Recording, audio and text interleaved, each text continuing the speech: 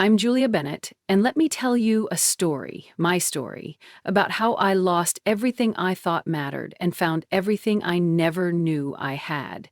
For 12 years, I was the kind of woman people nodded to politely but never truly saw. The architect of our home, the hostess of his business dinners, the wife who smiled on cue.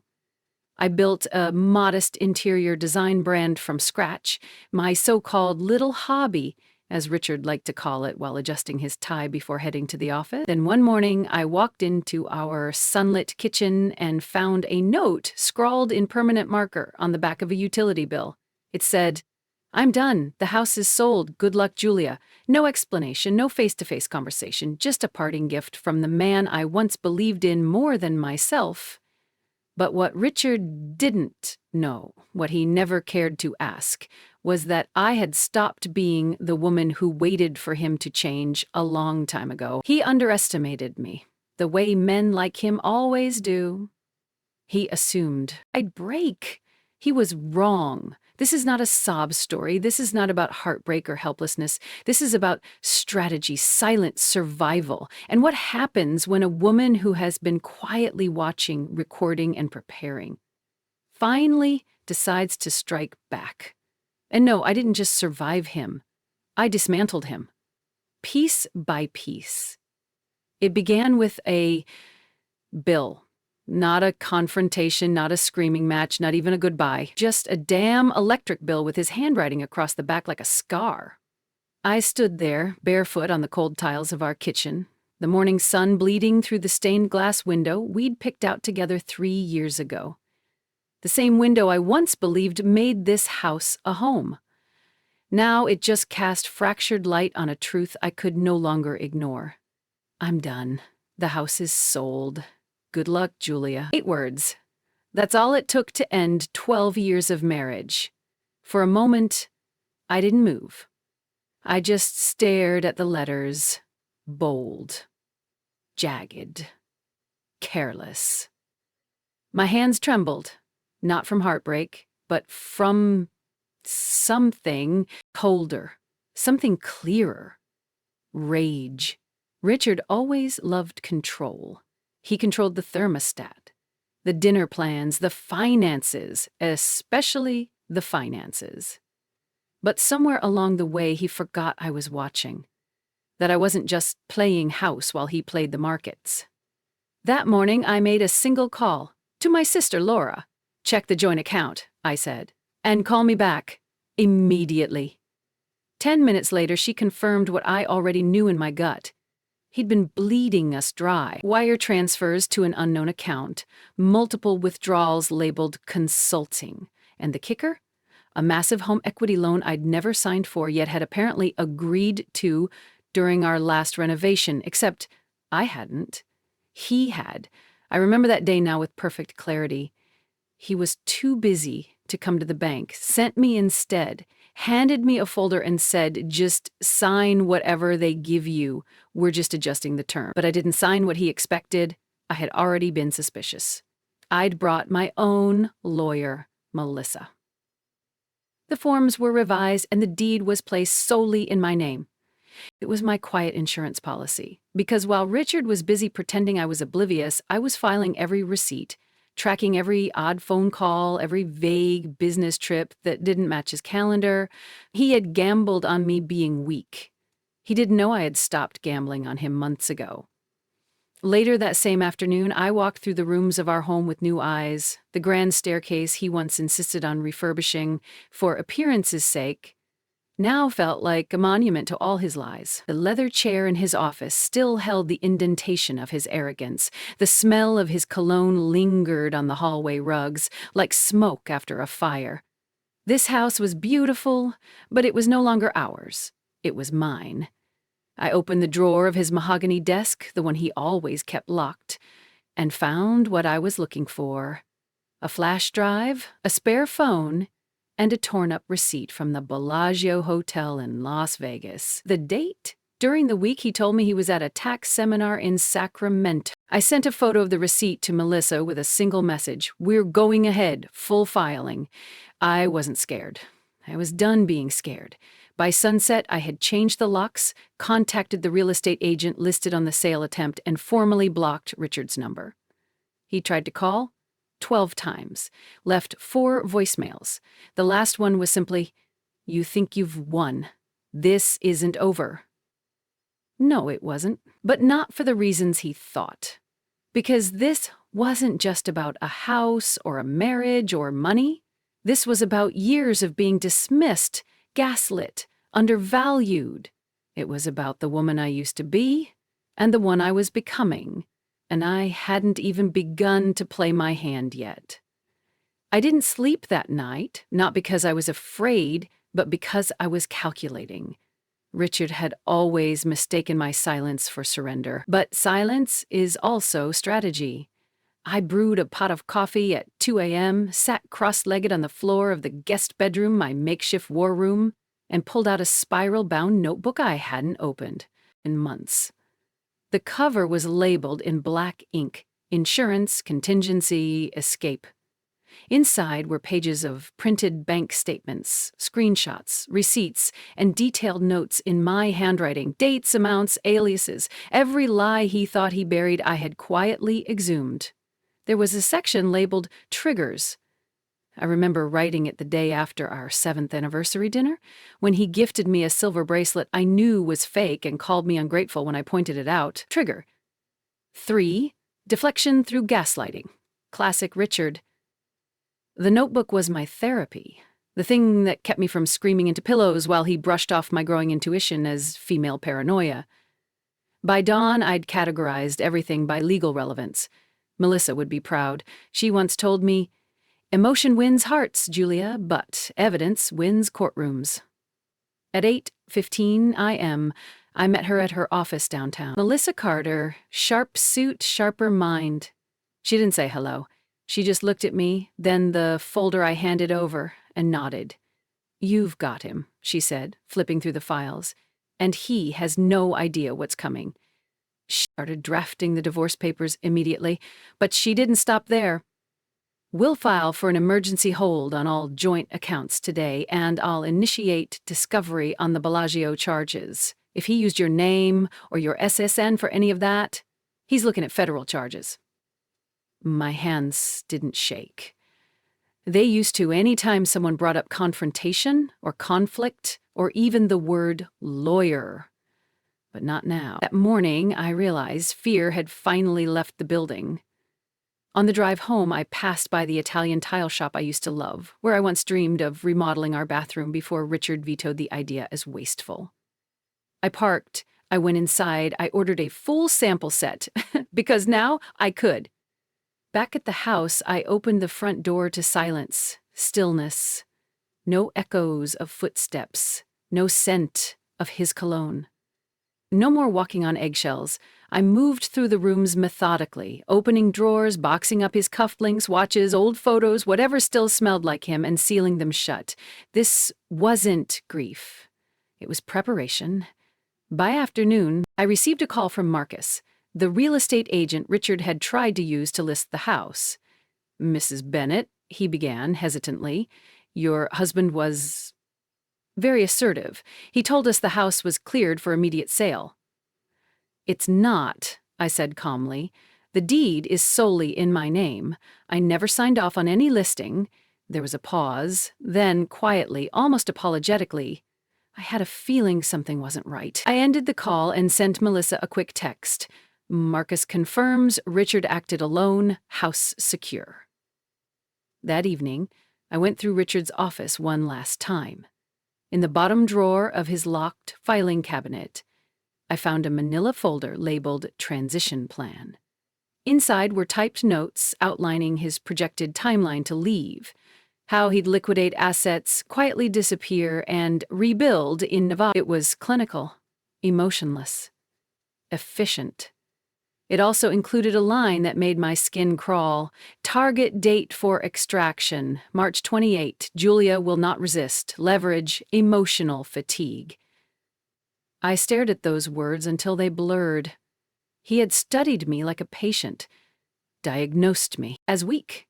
He wasn't just leaving, he had been planning my erasure, but I wasn't erased. I was rewriting the narrative. Just as I started shredding the documents, a ping echoed from Richard's desktop monitor. The screen lit up with an open email thread. It was from an address I didn't recognize, _l.rivers@fronttechlegal.com. Subject line, pending action on Julia Bennett. Confirmation of lien strategy. I scrolled through the thread. He hadn't just planned to sell the house. He had tried to leverage it to cover debts tied to someone else's name. Someone I'd never heard of.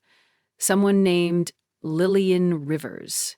And right as I finished reading, my phone buzzed with a new message from an unknown number, 5 words that sent a chill down my spine. Lillian isn't who you think. The name Lillian Rivers wouldn't leave my mind. It circled like a hawk over road signs and traffic lights as I drove across San Diego the next morning, heading straight to Melissa's office, with Richard's secrets burning a hole in my purse. By the time I reached her building on Broadway, I had read the entire email thread twice. Each time it made less emotional sense, but more financial sense. Richard had been coordinating with someone named Lillian to create a shell entity, something about asset relocation and temporary lien transfer strategy. I didn't have a law degree, but I had read enough of his jargon over the years to know exactly what this meant. He was planning to move assets under a false name to avoid detection. Worse, he had looped someone else into it, someone with access, knowledge, and motive. I handed the printed email to Melissa without a word. She read quickly, her jaw tightening as she flipped through the pages.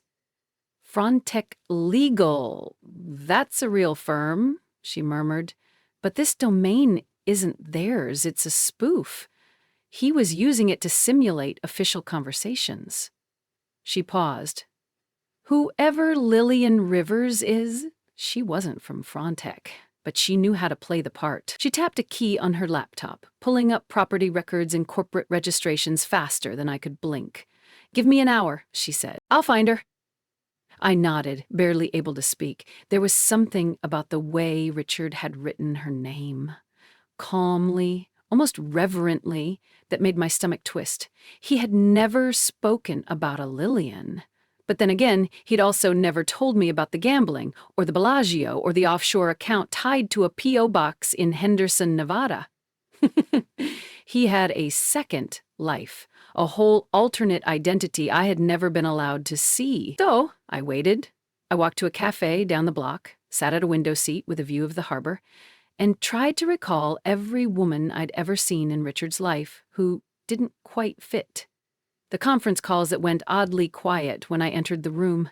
The consultants who never sent invoices.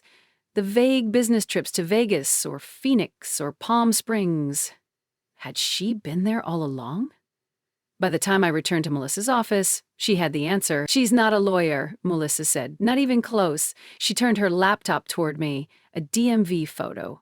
A LinkedIn profile, a woman with sleek black hair, red lipstick, and a career history built entirely of smoke.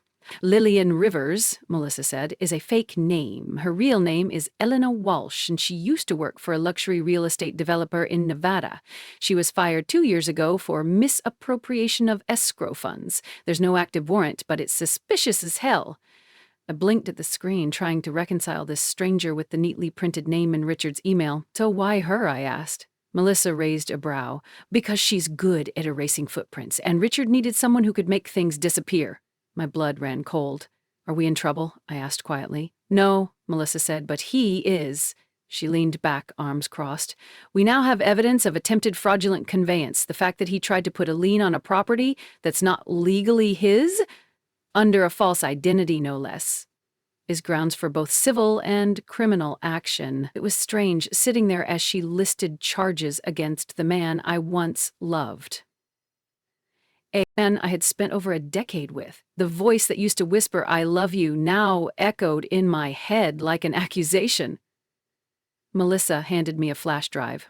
This is the full compilation. We'll use this to file for the emergency freeze on all remaining assets, personal and corporate. We can also file for a temporary restraining order if you want. I nodded slowly. Not yet. Let him move freely. Let him think I'm still catching up. She smiled. Chess, not checkers. I like it. As I stood to leave, Melissa said one last thing. I ran one more search.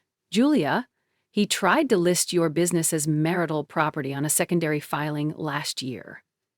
I froze. That business is mine, I said flatly. He never touched it. I know, but the paper trail shows he tried to register interest in it quietly before the tax season. That's another form of attempted fraud. I left her office in silence, heart pounding not from panic, but from clarity. This wasn't about a marriage anymore. This was war. That evening, as I sat at my desk reviewing my business licenses, my email pinged. The subject line read, Custom wood display for Julia B. The sender? Elena Walsh. The name in my inbox sent a chill down my spine. Elena Walsh. No subject line could have disguised her, especially not one pretending to be about a custom wood display order. It was a test. A poke. A subtle way of saying, I know who you are, I know you're looking. I stared at the screen, debating whether to open the message. Then I reminded myself, this wasn't about fear anymore, it was about control, and I was taking mine back. Click. Hi, Julia. I came across your work through a mutual contact. I'm interested in commissioning a custom display case for a private collector. I'd love to meet in person and talk details. Elena. There was no phone number, no company logo, just a location, a boutique coffee shop in Bankers Hill, 3 p.m. tomorrow. I didn't reply. I forwarded the email to Melissa with a single question, do I go? Her answer came 5 minutes later. Not alone, I'll be in the next room. That night, I barely slept. Not from anxiety, but from anticipation. The next day, I arrived early, chose a table near the window, and ordered a chamomile tea I barely touched. I wore black slacks, a silk blouse, no jewelry, nothing personal, nothing she could use. At exactly 3:04 p.m., Elena Walsh walked in. She was even more composed in person. Tailored coat, patent leather heels, dark red lipstick like a weapon. She looked like someone who had erased herself so many times she no longer left fingerprints. Julia, she said smoothly, sliding into the seat across from me as if we were old friends, thank you for meeting me. I said nothing. She smiled as if I had. I imagine you have questions, she continued, unfolding a napkin with meticulous care. And I'm here to give you one answer, just one. No drama, no threats, no lawyer. I leaned forward, then start talking. She traced the rim of her espresso cup.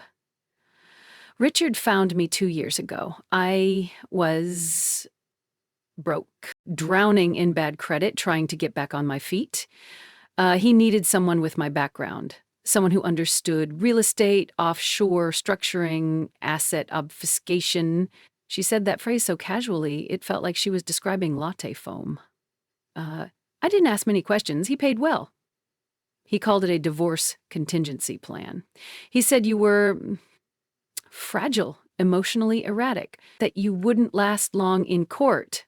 I felt a laugh rise in my throat, bitter and involuntary. I stayed out of the personal side, she continued, until I realized he was using your name, your business. He never told me he'd tried to file ownership claims. She paused. That's when I walked away. I narrowed my eyes.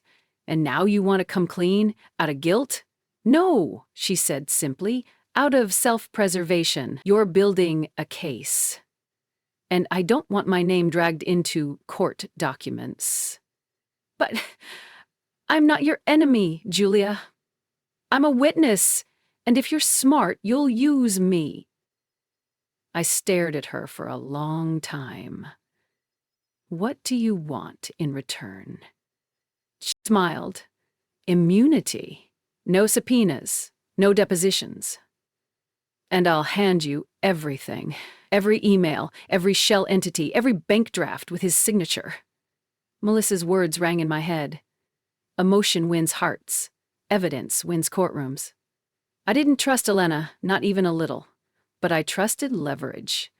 And this woman had it in spades. I'll consider it, I said, rising from the table. She reached into her purse and slid over a small envelope. "Just in case you need proof I'm serious." Inside was a printed spreadsheet, transaction logs, amounts in the tens of thousands, all pulled from an account I'd never seen before.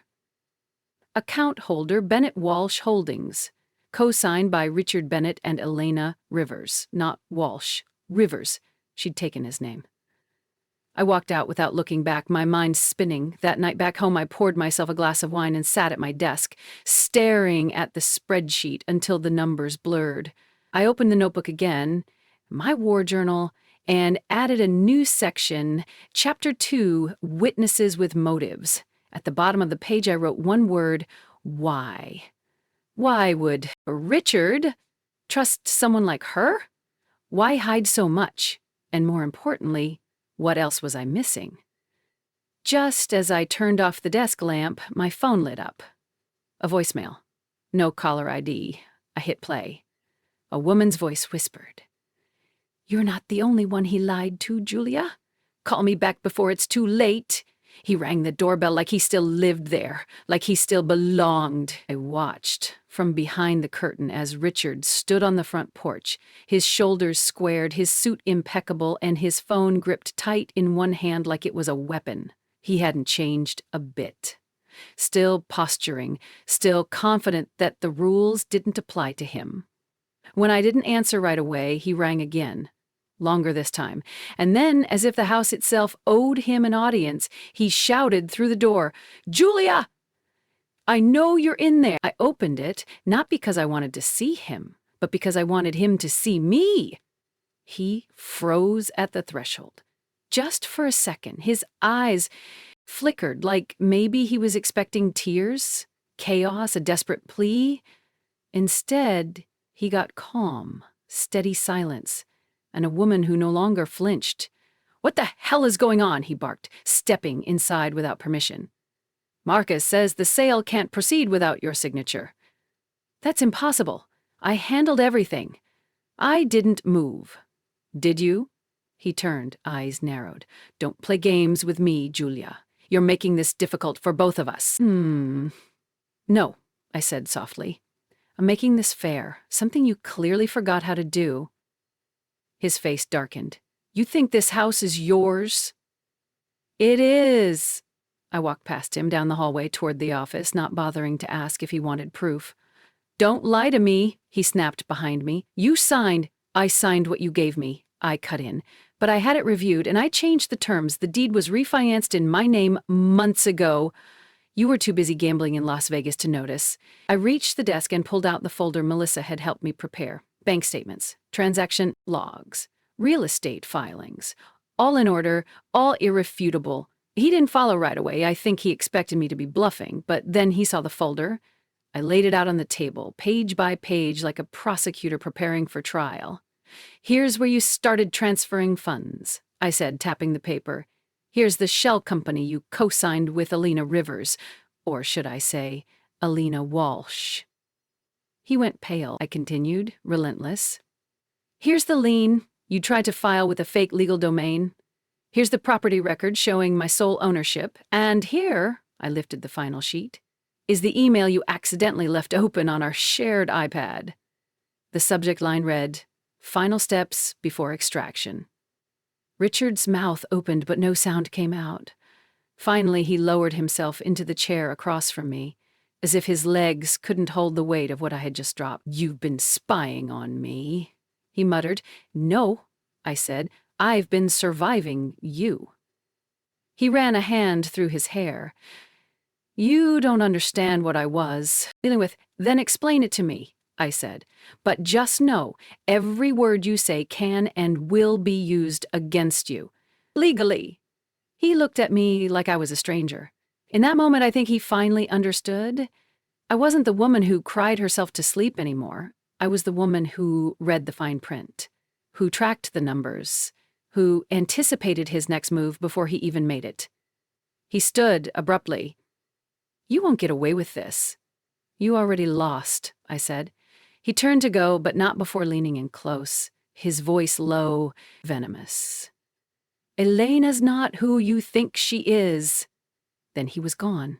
Just like that. As I closed the door behind him, my phone lit up again, another voicemail.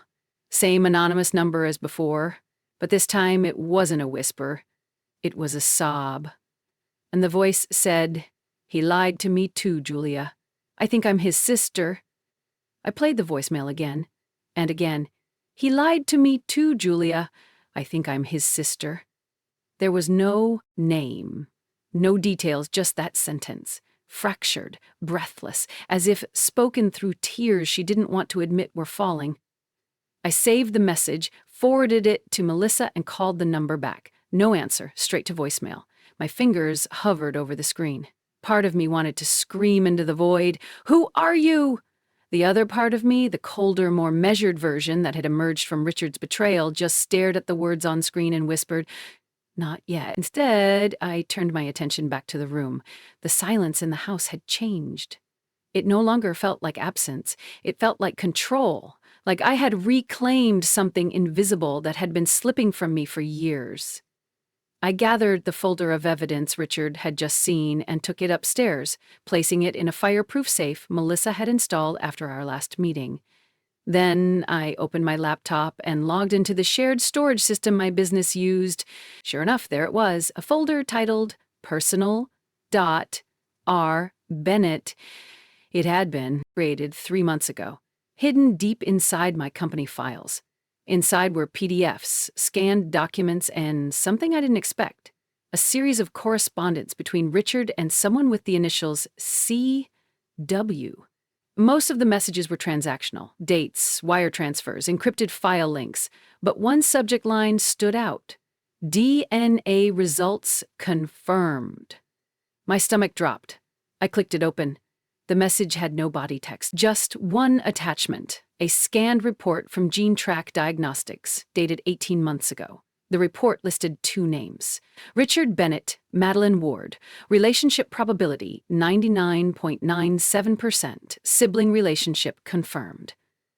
My blood ran cold. Madeline Ward wasn't a name I knew. But if the voicemail was real, if this woman calling me believed she was Richard's sister, then everything I knew about him, about us, had just shifted. Why would he hide this? Why search for her? And then erase all mention of it? I sent the file to Melissa with a single note. He's been hiding blood relatives and possibly money. She replied within minutes. We need to talk tonight. I'll come to you. By the time she arrived, dusk had settled over the neighborhood.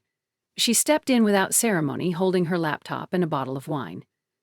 This just got bigger, she said, placing both items on the table, and not just legally. She pulled up a local probate court database. Madeline Ward died 2 years ago, cause complications from untreated lupus. She had no next of kin listed. No estate, executor, no will.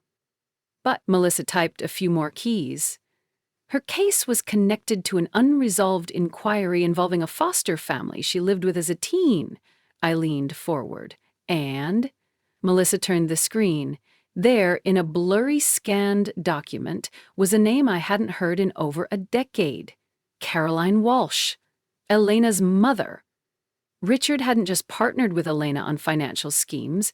He had known her before me, before the business, before the marriage. And if Elena's mother had been Madeline Ward's foster guardian, and Richard had a confirmed DNA match with Madeline, then there was a strong possibility he'd known about Elena long before I entered the picture. Jesus, I whispered. What if she's not just his partner? Melissa looked at me. What if she's family? The puzzle wasn't just financial anymore. It was genetic. That night, I couldn't sleep. I sat in my studio, surrounded by unfinished wood panels and half-polished brass fixtures, and stared at a photograph from 6 years ago. Me and Richard in front of our home, smiles painted across our faces, my hand on his chest. I turned it over. There was a note scribbled by him in neat, slanted cursive. To new beginnings and a future built on truth. How ironic, because now everything in our lives was built on lies. Lies that stretched back years, maybe decades. I poured myself another glass of wine and opened the voicemail again. This time I noticed something I'd missed before. At the end, just before the message cut off, the woman whispered 2 words, barely audible: not adopted. The next morning, an envelope slid under my front door. No return address. Inside was a birth certificate, mine. But the name under mother wasn't who I expected, and under father was written, unavailable, typed. But someone had circled it in red ink, twice. I hadn't seen the name Dolores Sanchez in over a decade. And yet there it was, neatly scrawled in blue ink on the back of the birth certificate someone had slid under my door. I sat at the kitchen table, the morning light dull through the windows casting everything in a muted gold. The paper in my hands felt heavier than it should, not because of its weight, but because of what it might mean. The woman who used to clean our house every Tuesday, who once left me a lavender sachet on my nightstand with a handwritten note that said, "Always keep something beautiful near your bed," had vanished without warning 9 years ago. Richard said she'd quit, that she'd found a job in Temecula. I never questioned it, because back then I still believed everything he told me. I flipped the birth certificate over again. The handwriting was shaky, deliberate. Below Dolores's name was an address, 1721 Oak Ridge Lane, Escondido. No explanation, no signature, just a message without context, but loaded with intent. I called Melissa first. "You're going?" she asked, voice low, alert. "Yes," I said, "today." "I'll meet you there," she replied. "Text me when you're close." I didn't ask how she always seemed to have time for me. I just trusted that she would show up, like she always did. Like I never could for myself all those years. Escondido sat inland, about 45 minutes northeast of La Jolla. It was warmer, drier, and somehow felt farther than the miles suggested. I drove with the windows down, letting the wind tangle my hair, trying to breathe past the knot in my chest. As I pulled into the narrow driveway of 1721 Oak Ridge, I saw Melissa's car already parked on the curb. The house was modest, stucco walls, clay tile roof, with overgrown rose bushes crowding the walkway. It was quiet. Too quiet. Melissa met me at the porch, tablet in hand. I ran a background check. Properties owned by Dolores's niece. No movement in official records since 2018. "Do we knock?" I asked. Before she could answer, the front door creaked open. A woman stood there, mid-60s, her silver hair pulled back into a tight bun. Her eyes, dark and cautious, flicked between us. "You're Julia Bennett?" she said flatly. I froze. "Yes?" She opened the door wider. "Come in. My aunt's been expecting you." Dolores looked older. "Come in. My aunt's been expecting you." Dolores looked older, smaller than I remembered, but her eyes, sharp and amber brown, were the same. She sat in a recliner, a wool blanket over her lap. And when she saw me, she smiled. "You grew up just like I thought you would," she said. "Elegant, quiet, but not afraid anymore." Melissa stood beside me, quiet but attentive. I sat across from Dolores, my hands folded tightly in my lap. "You sent the certificate?" I asked. Dolores nodded. "I needed you to see it before someone else buried the truth. I don't have much time left, Julia, and I can't carry this anymore." I leaned forward, voice trembling. "What truth?" She closed her eyes, took a deep breath, and began. "I was working for the Walsh family back then, long before Richard ever knew your name. Caroline, Elena's mother, was pregnant with a child that wasn't her husband's. The family was terrified of scandal, so arrangements were made. That baby girl was passed to a cousin of hers in Oregon, then sent to a private home in Arizona under another name." I blinked, suddenly cold all over. "She gave that baby up," I whispered. Dolores nodded, but she stayed in touch, quietly, until the cousin died in a car crash. Then she lost track. She reached down beside her chair and lifted a worn envelope, its edges soft from time. She handed it to me. Inside was a photograph, a little girl, maybe 4 years old, standing in a field of wildflowers, a red ribbon in her hair. On the back, scrawled in faint ink, Madeline, April 1989. I couldn't breathe. Melissa leaned in. You think this Madeline was Richard's sister, Dolores said, but not by the books. She was born from someone else entirely. And they both knew it. My voice was a whisper. Then what does this have to do with me? Dolores's eyes met mine. Because the same midwife who handled Madeline's birth handled yours. I stared at the photo in my lap, heart hammering. Dolores reached out, her fingers trembling as she pressed something into my hand. A cassette tape, labeled in faded ink, for Julia. In case he finds out. I didn't say a word for a full minute. The cassette tape sat in my palm like a relic from another lifetime, unassuming but pulsing with a quiet threat. For Julia, in case he finds out. What's on this? I finally asked, my voice thinner than I intended. Dolores exhaled slowly, her eyes distant. Back then, people thought tapes could disappear easier than people, but some things linger. She leaned back, the strain evident on her face. I can't tell you exactly what's on there. I recorded it late one night after your mother called me. Frantic, said she'd found something in Richard's office. She never told me what, just begged me to keep you safe if anything ever happened to her. I stiffened. What do you mean, happened? To her? My mother died in a car accident? Dolores shook her head. That's what the papers said. My blood ran cold. Melissa stepped forward, frowning. Where did this come from, the tape? Dolores hesitated. She left it at my apartment. Said she was going to confront Richard that night. 2 weeks later, the crash. I swallowed the bile rising in my throat. My mother, my real mother, Elena, not Caroline, the woman who married Richard after... Elena had been smart, curious, and painfully careful with the truth, and now a dusty tape might be all I had left of her voice. I stood up. I need to hear this. Dolores nodded. There's an old tape player in the guest room closet. Take it. Melissa followed me as I moved through the narrow hallway, heart pounding with every step. We found the player easily, still covered in a layer of old towels, its power cord knotted but intact. Back in the living room, I sat cross-legged on the carpet. Melissa plugged it in and handed me the cassette. I slid it into place and hit play. The tape crackled to life. A long pause, a shaky breath, then a voice. My mother's. This is Elena Bennett.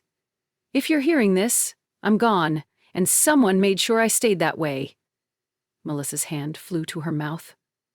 The voice continued quieter now. I found the documents Richard had hidden, adoption files, DNA results.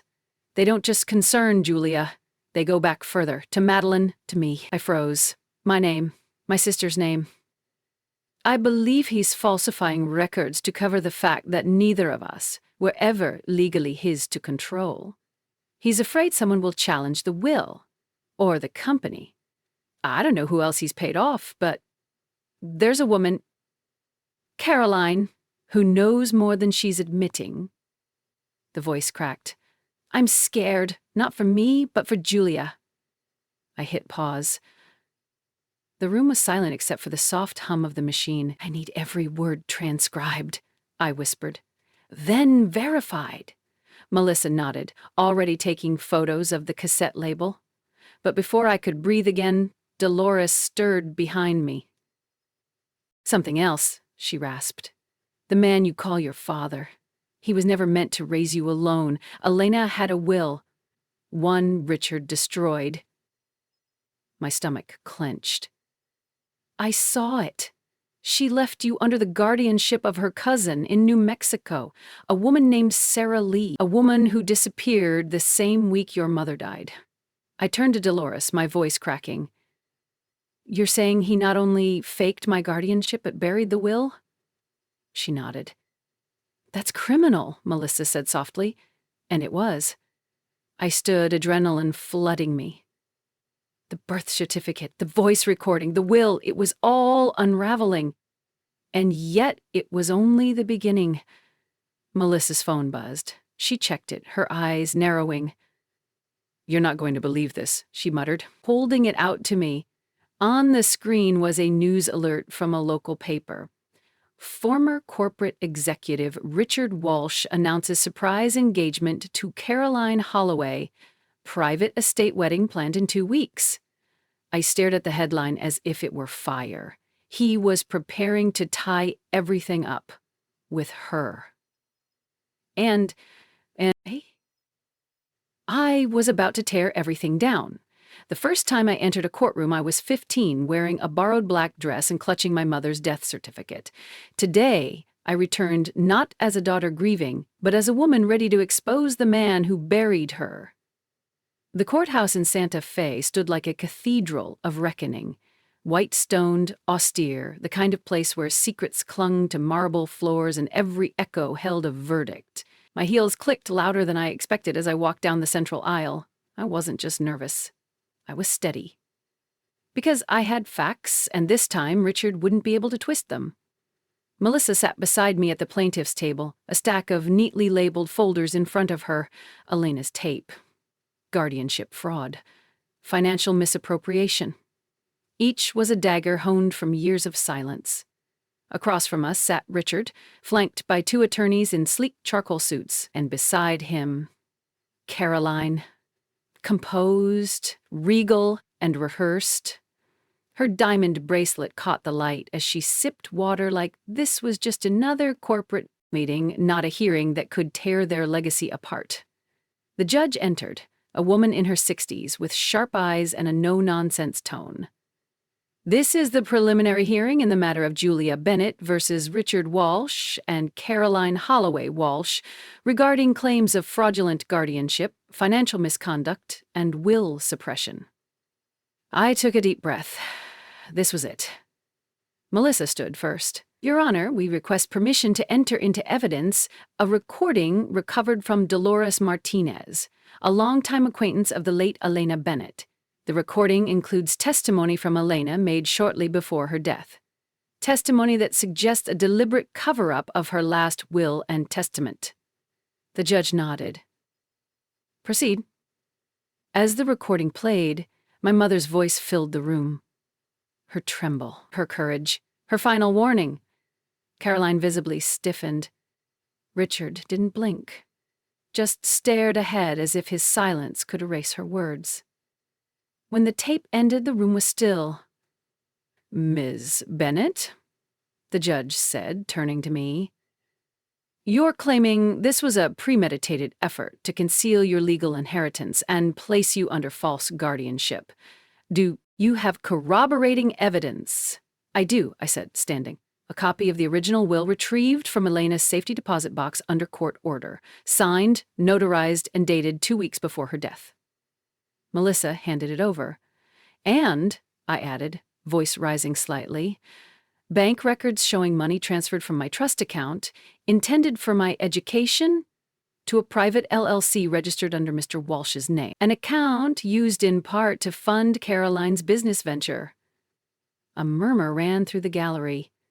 Richard's attorney objected, but the judge silenced him with a glance. "You'll have time for rebuttal. Continue." I stared straight at Richard then. "You told me my mother died chasing a job lead, that there was no will, that the money was gone after the market crash. You made me believe she left nothing behind, not even a plan for me." His face remained stone, but Caroline looked at me like she saw a ghost. Melissa placed the adoption file on the table next. "One more thing. The DNA results, filed and dated by Dr. Kaminsky the same month Elena died, proved Julia Bennett is not biologically related to Richard Walsh." A gasp. The judge leaned forward. "Is this verified?" "Yes, Your Honor. Certified and cross-checked. Julia Bennett was never legally adopted by Mr. Walsh. The guardianship was enacted posthumously without probate using falsified documents submitted by Ms. Holloway Walsh." It landed like a bomb. The judge paused, her gavel tapping slowly against the hardwood. Then this matter no longer concerns just financial fraud. We are now entering criminal territory. The air in the courtroom was still, heavy with implications. I could feel every heartbeat, mine, Melissa's, even the judge's, as the weight of the last revelation settled like a thundercloud about to burst. Richard adjusted his cufflink. Caroline crossed her legs tightly, then uncrossed them. Just as Judge Mallory was about to speak, Richard's attorney stood. "Your Honor, with the court's permission, we'd like to introduce a witness not originally on our disclosure list. Given this sudden presentation of new evidence by the plaintiff, this rebuttal is within our rights." Melissa leaned in and whispered, "They're scrambling. This is desperation." The judge gave a slow nod. "Proceed. Who is this witness?" The doors opened, and a woman stepped in. I recognized her immediately. Patricia Raines, Elena's former friend, turned executor. Someone I hadn't seen in over a decade. She had disappeared right after my mother's death, claiming she was too emotionally unwell to be involved in any inheritance matters. She walked in calmly, in a dark blue suit, hair pinned back, carrying a single folder. The defense attorney spoke first. "Ms. Raines is prepared to offer testimony and documentation regarding Elena Bennett's final weeks, documentation that may call into question the authenticity of the will recently submitted." My stomach turned. I locked eyes with Patricia as she took the stand. She didn't flinch. "You understand the seriousness of this?" "I do, Your Honor." "And do you swear to tell the truth?" "I do." She cleared her throat. "I was with Elena during her final hospitalization. She dictated 2 versions of her will, one earlier, which granted legal guardianship and inheritance to Julia, and another later, 2 days before her death, which she asked me to witness and notarize. That later version left Julia under the care of Richard and Caroline until she came of age, but rescinded any financial inheritance until a mental health review was completed. I felt the floor beneath me shift. "That's not true," I blurted, standing. "Elena would never have said that. She didn't trust them, she told me. She knew something was off." The judge raised a hand. "You'll have your turn, Ms. Bennett." Melissa stood beside me. "Your Honor, we request to review the document in question, and we also note that Ms. Raines never came forward with this amended will until today, despite legal obligation." Patricia didn't even blink. I was afraid. Caroline told me I'd be sued for breaking confidentiality. She said Elena's affairs were already settled. I believed her. The judge frowned. "Convenient timing," Richard's lawyer interjected. "We also have a signed psychiatric report from a Dr. Lionel Marks, dated shortly before Elena's death, suggesting signs of cognitive disarray." Melissa nearly laughed out loud. "You mean the same Dr. Marks whose license was suspended in New Mexico 2 years ago for falsifying evaluations?" Silence. I could see Richard's jaw tighten just slightly. The judge looked toward the clock. "This court will recess for 1 hour. Upon return, both parties will submit all documents for authentication and prepare for full evidentiary review." As everyone stood, Melissa grabbed my arm. "We're not done." "I know Patricia is lying or being pressured. She's not the kind to do this unless someone's pulling strings." "I know," I said, "and I think I know where to look." We exited the courtroom into the hallway, where tension still clung to the walls. As I passed by Richard, he turned to me and said under his breath, "You should have stayed gone, Julia. You have no idea what you're stirring up." I stopped walking, my pulse like a drumbeat in my ears, and then Melissa's phone buzzed. She looked at the screen. "Julia," she said, slowly holding up the phone, "you need to see this right now." It was a forwarded email. The subject line read, "Elena found original footage, casually not what you think, they thought. They had buried the truth with her. But Elena left a match, and I just struck it."